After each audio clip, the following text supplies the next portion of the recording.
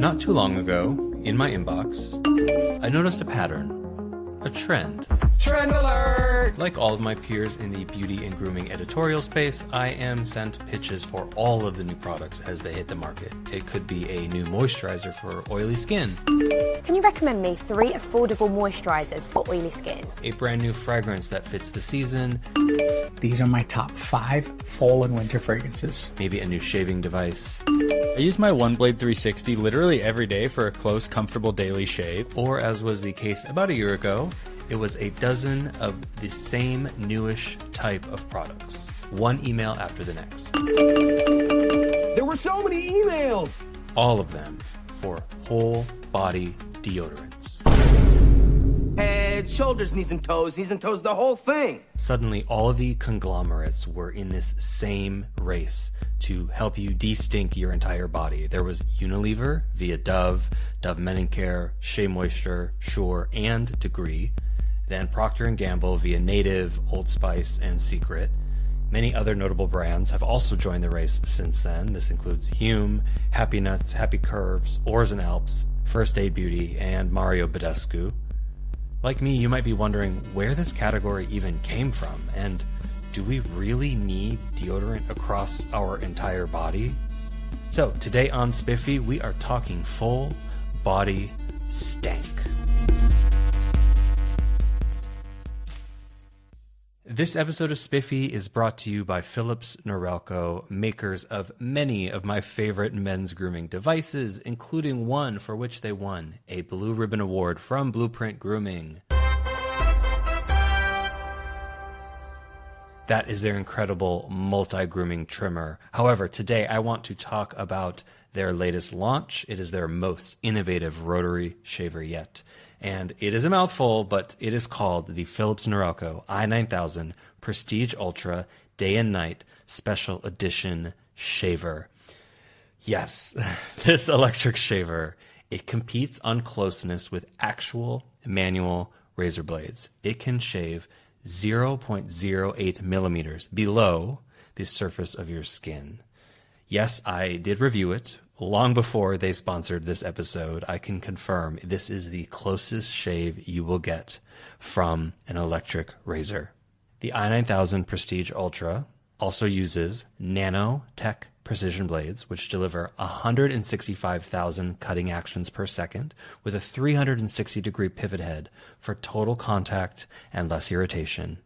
The built-in AI adapts to your skin and hair type, while the new 3-in-1 deep cleaning massager removes dirt and oil to prep your face for a perfect shave. And get this, the UV power charger case, which comes in this day and night special edition, it kills 99.9% of bacteria, so that keeps both your skin and your device clean. It is available on Amazon, starting at $499.99. It is a high-powered device, well worth every dollar. There's also a link in the show notes where you can pick it up. Ooh, very spiffy. Aren't you spiffy? Why, you look real spiffy tonight.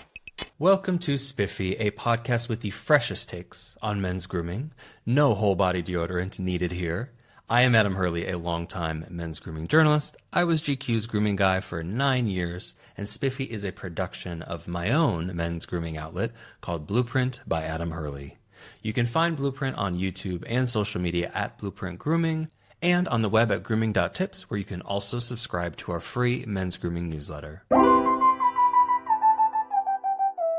$28 billion. That is what Fortune magazine projects as this year's global deodorant market. Damn! $28 billion. But within 7 years, we are expected to add another $14 billion to that number, a tally of $42 billion for deodorants alone. And no, that is not the Axe effect. The Axe effect. Axe deodorant body spray. Okay, well maybe it's some downstream Axe effect, because whole body deodorants, they are another type of body spray, but also a stick, also a lotion.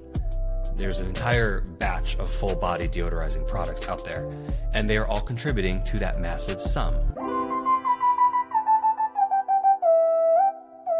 The Wall Street Journal reported that Lumi, the brand known as the original deodorant for your pits, privates, and beyond, Psst. Did you know you can use Lumi on your butt? They garnered more than $326 million across all of its sales channels in 2023. Lumi sold to Harry's, the shaving brand, in 2021 and soon spawned a men's counterpart for their whole body deodorants. That men's brand is called MANDO. And now MANDO's team tells me that they sold 1 million of their men's whole body deodorant products in their first year of launch, 2023. And now just 2 years later, they are going to close the year at or above 5 million whole body deodorant products sold for MANDO, for the men's brand. So by my estimations, it was that sale of Lumi to Harry's in 2021, and then the subsequent development of MANDO that kicked off this huge round of R&D at all of these conglomerates, which is why now we have dozens and dozens of whole body deodorant brands on the market. So is this category already too big for its britches?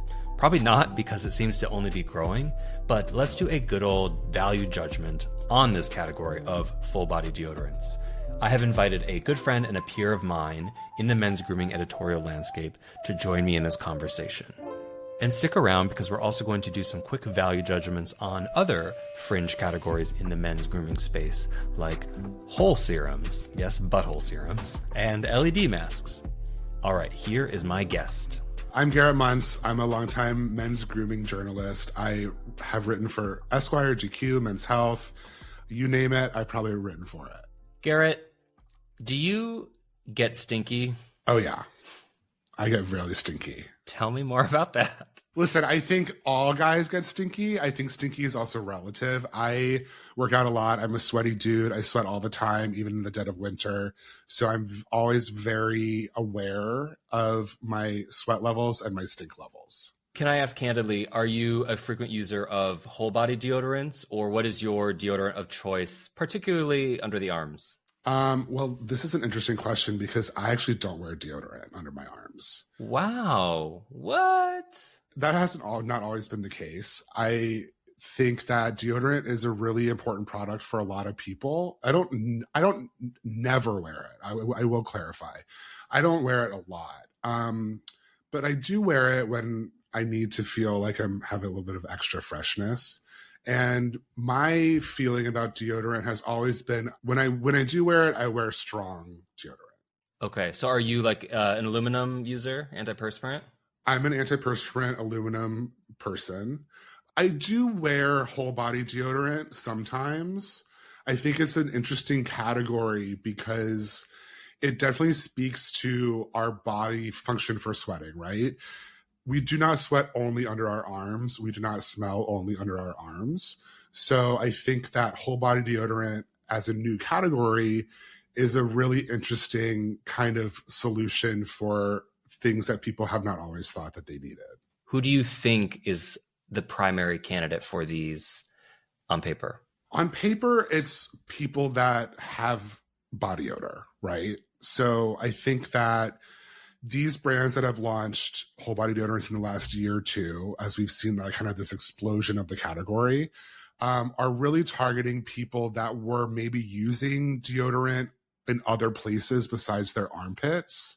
If you hear the brand's story, it's that they had a consumer interest, right? They were getting quote unquote write-ins from their consumers who were like, hey, we want more deodorants that we can use on other areas of our body, like, you know, the groin, under boobs is one of them. Butt is one of them. Yep. Feet is another area that sweats a lot and stinks a lot for a lot of people. So I think on paper, the consumer is someone that is quote unquote stinky. Yeah.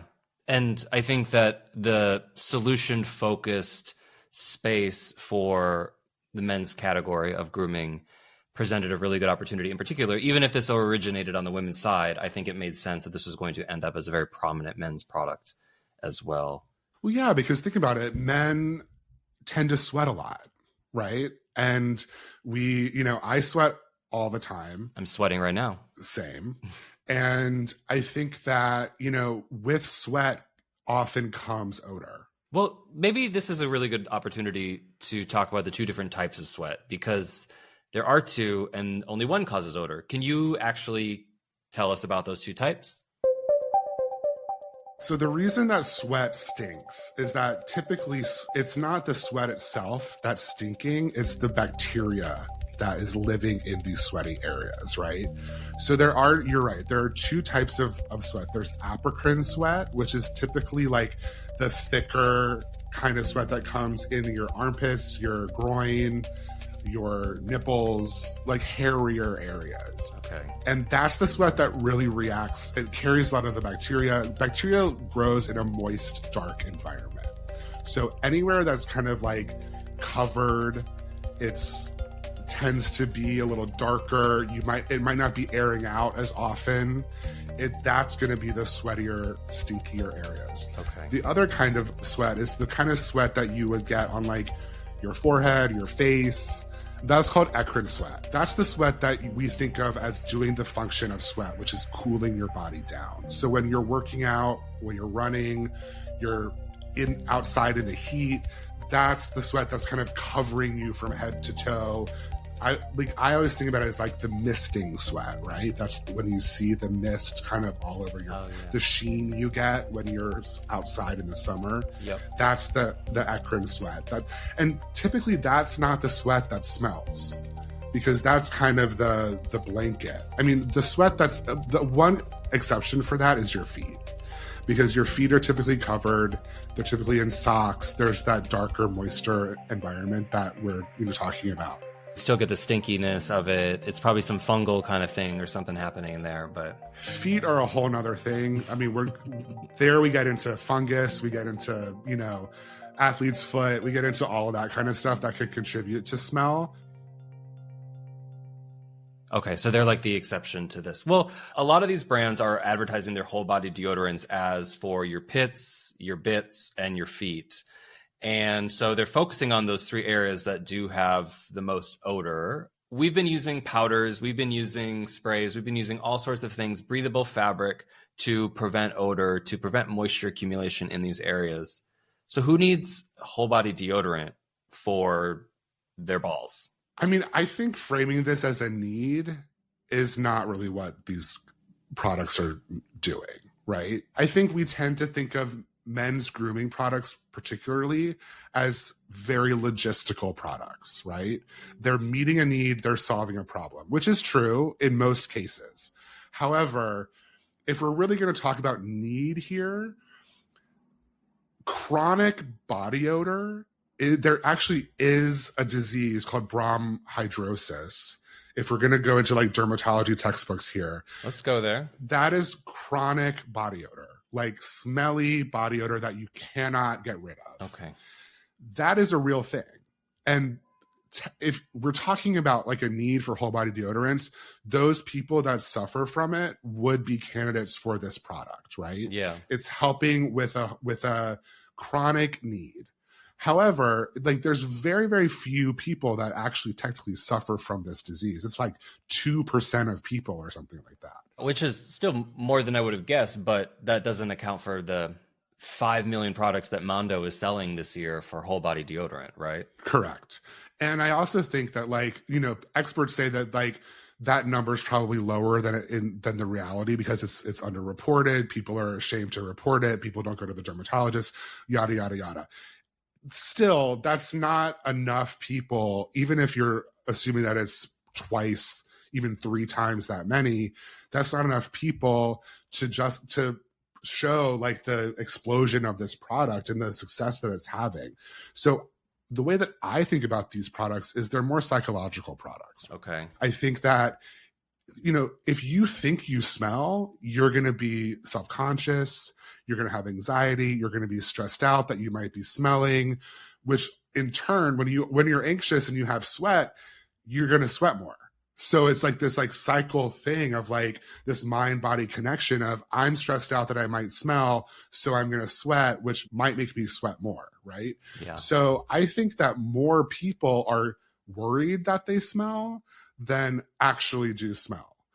And that's not a bad thing either. Like if this product, I, as a grooming editor, really believe in the mental health positive effects of grooming. So I think that just because you might not have a diagnosable disease that's causing you to smell, if you feel like you smell and using a product like this is going to make you feel better, why not use it? I think a good comparison would be breath, because I'm constantly worried that I might have bad breath. And so even if I'm going on a walk and I think I'm going to just go buy some bread, I'm like, well, before I leave the house, in addition to spraying myself with cologne, I will probably gargle some mouthwash.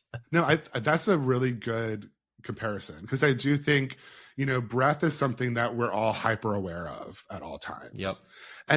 And if you feel like you tend towards a smelly groin or smelly feet or smelly pits, like you're going to be just as hyper aware of that possibility as you are that your breath might smell.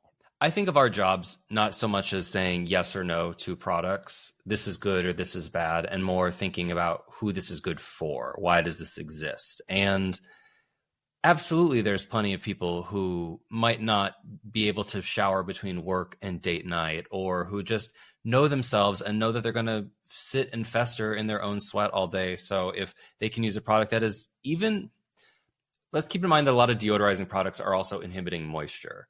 And so by inhibiting moisture, you inhibit your misery of sitting in your own damp khakis all day. And so there's a lot of value to these products. Sure, there's a lot of products that also do those things a lot more directly and maybe better, in my opinion. But I can understand why this product is so successful right out of the gate.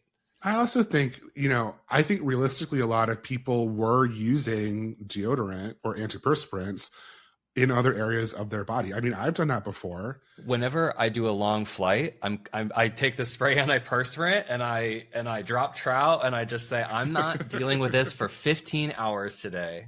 No, ma'am.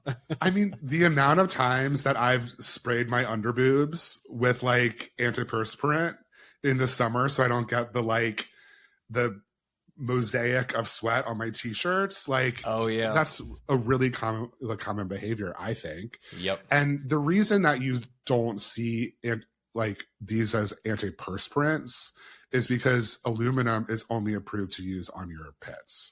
So if you're really worried about aluminum, you're not going to want to use that on your groin or your anywhere with lymph nodes, things like that. Yep.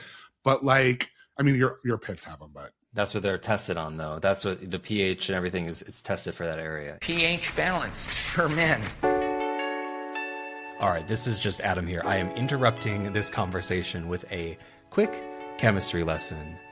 One of the absolute best ways that you can understand pretty much all skincare, including whole body deodorants, is to understand a simple chemistry concept. You might remember from your high school chemistry class something called pH levels or pH balance. Simply put, pH measures how acidic or how basic something is. You're basic. Essentially anything that is a chemical or a chemical element, could be water, could be air, anything on this planet has its own pH level. And this is on a scale of 0 to 14. The more acidic something is, the closer it is to 0. The more basic or alkaline that something is, the closer it is to 14. And this pH balance extends itself to every part of your body too. Now, most parts of your body are going to be acidic in terms of your skin, and some parts are more acidic than others. Your pits have a different pH than your privates. But the point of any product isn't to bring skin to a neutral 7 on the pH scale. Moreover, the product needs to honor the pH level of that specific body part. And in some cases, like deodorizing agents, the job of the product can be to crank up the acidity. In fact, here is Lumi founder Shannon Klingman in a recent Instagram reel that she posted. She's explaining her whole body deodorant innovation, which was informed by her being an OBGYN. You need pH imbalance in the direction of acidifying your skin. And so that's what we do. Powered by mandelic acid, we dramatically acidify your skin. We do not want to balance it. We want to acidify it.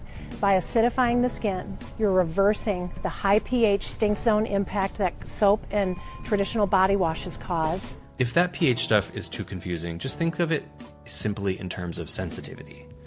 When it comes to whole body deodorants, basically these products are engineered for the more sensitive areas of your body, so your groin in this case. Whereas a regular deodorant is engineered for more tolerant parts of your body, your armpits, even your feet. It's kind of like skincare in that way. We say a lot of the things you can put on your face are also safe to put on your body, but not the other way around. So think of these mass market whole body deodorants in this way. They are gentle enough for that intimate, sensitive area, but they are effective enough on the other areas that also get smelly. Thus, in terms of deodorizing your armpits, they probably aren't as aggressive as the standard fare underarm deodorant that you would otherwise be using. Something engineered for the armpits is your best bet for the armpits. You follow? After the break, Garrett and I talk sweat, and we posit the question, why not just shower more?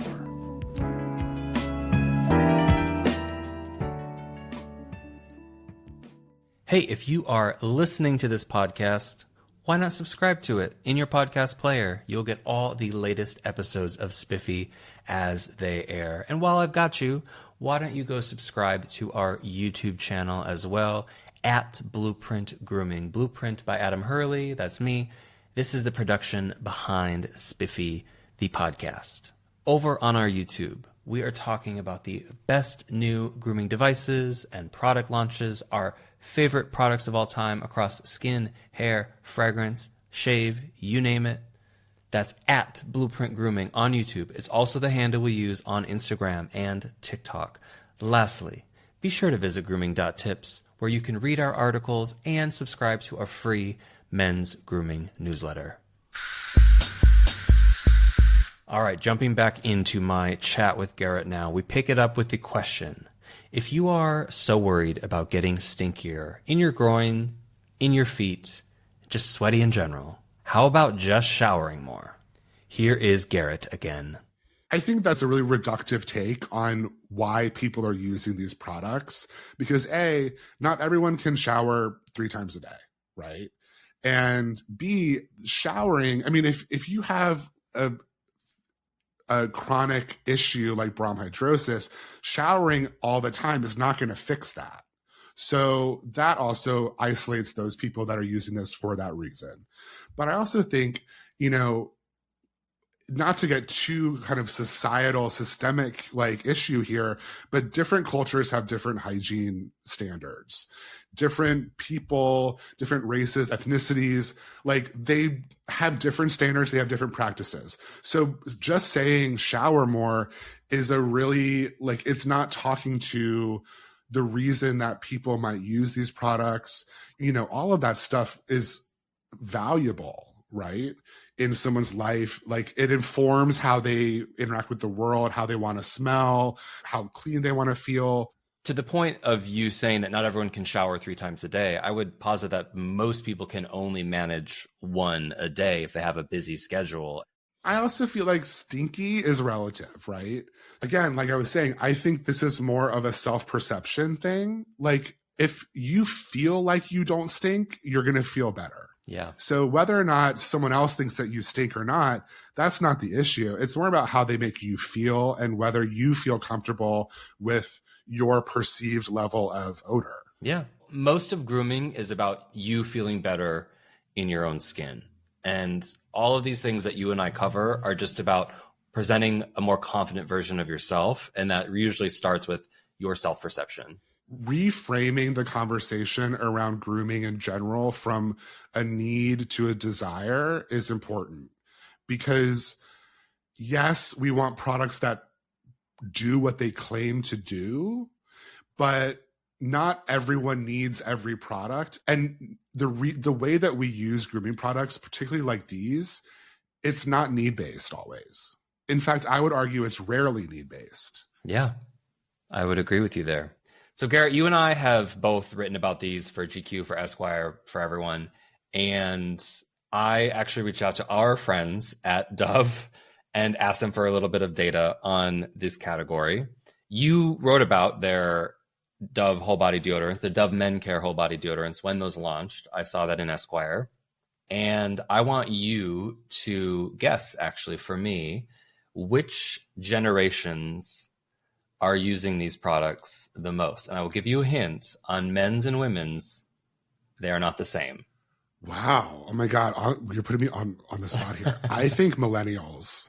On the men's or the women's side? Men's. You got it. I cannot confirm if it's replacing their deodorant or not as one product in their entire routine.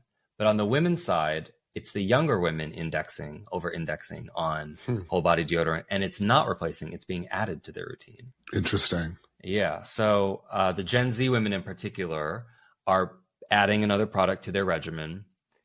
The older men are potentially replacing a product in their regimen and multitasking. I would assume that they were replacing. I would think on the men's side, it's all about like, this is a 3-in-1 for everything. So that would be my hunch. Totally. So Garrett, can I get your overall thesis, maybe in a few sentences, on if you are pro or anti whole body deodorants? I am pro whole body deodorants because I think any product that is going to make you feel better, regardless of whether you might need, quote unquote, need it or not, is a good product. All right.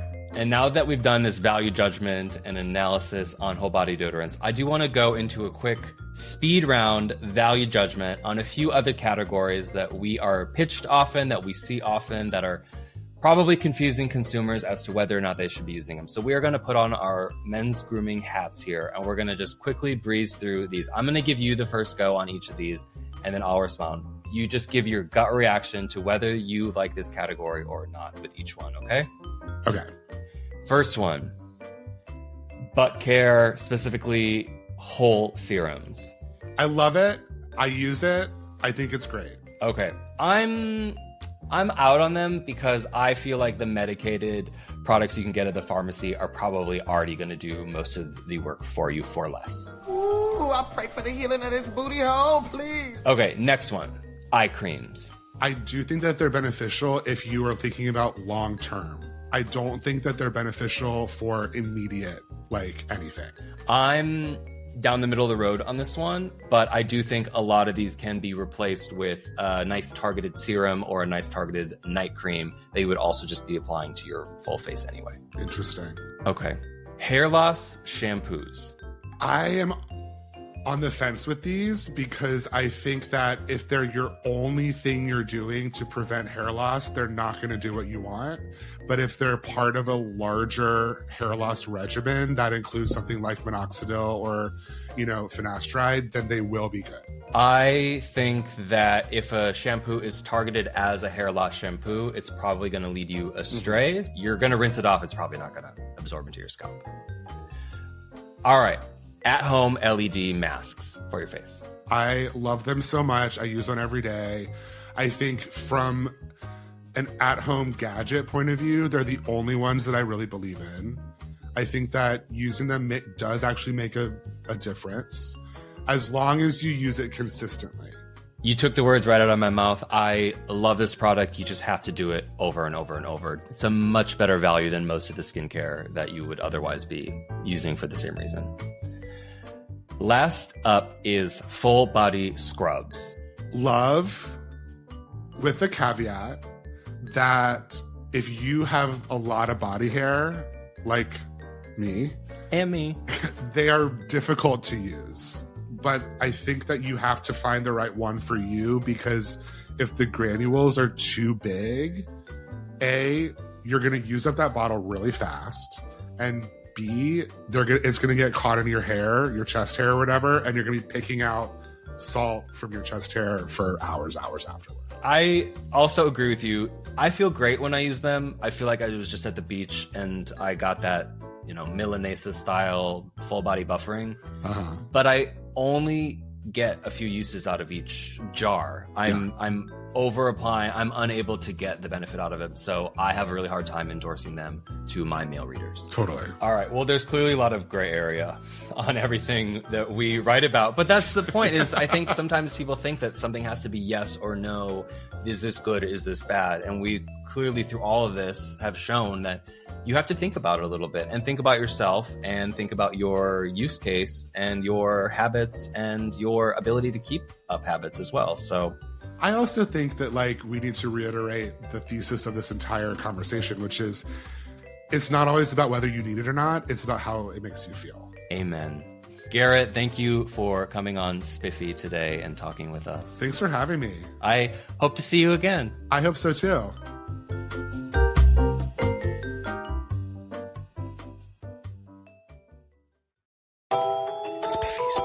Let's get spiffy.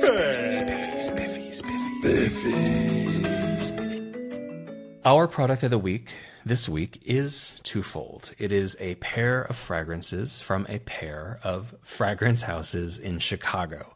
I was so fortunate to meet with both of these brands in Chicago last week. They're very different from one another, which is why I want to share them both. The first is from Bianco Profumo, the Italian-American father-son brand. This is their 5th launch, Cafe Amaro. As the name would suggest, it is gourmand like coffee. It is liqueurish like Amaro. It opens on mandarin, on bitter orange, just like that liqueur. You get that gourmand whiff right away, but it is not your typical gourmand. It does feel drinkable more than edible, and it is so beautiful on the dry down. It has patchouli, hazelnut, espresso. It is so smart, terrific for year-round wear, not just seasonal like a lot of gourmands might be. 5 for 5, Bianco Profumo, another fantastic launch. And speaking of 5 for 5, this other brand I'm going to talk about currently has a roster of 5, all exceptional. This is Clue Perfumery. This is a brand started by a pair of friends, one a designer, one a perfumer. Their whole lineup is super fun. They're funky, they're playful. It's high art even. You can go with their brand new Dandelion Butter, which does have actual butter extract in it. You also have Warm Bulb is one of their fragrance names, and it totally radiates like hot tungsten wire and crisp paperback pages. However, the one I want to recommend today is called Morel Map.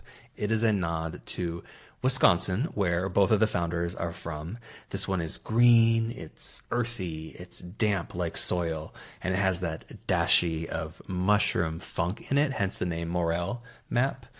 I think my absolute favorite kind of fragrance is an earthy, wet one. So this one is of their fantastic lineup, the one that just sang to me and I think feels really easily prescriptive to lots of men. That is 2 very different brands, 2 incredible executions. Cafe Amaro from Bianco Profumo and Morel Map from Clue Perfumery, both out of Chicago. That does it for this episode of Spiffy.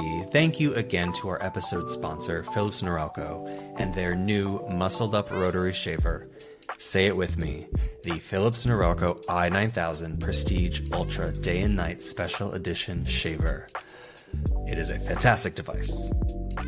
Spiffy is a production of Blueprint by Adam Hurly. That is me. It is produced by Hady Mawajdeh with support from our web producer and co-founder, André Jabur. Thank you to our guest, my fellow grooming journalist, Garrett Munce. His social handle is in the show notes, along with links to all the products we mentioned in this episode.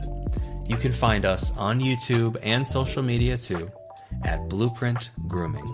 And go to grooming.tips, where you can read our articles and sign up for our free men's grooming newsletter.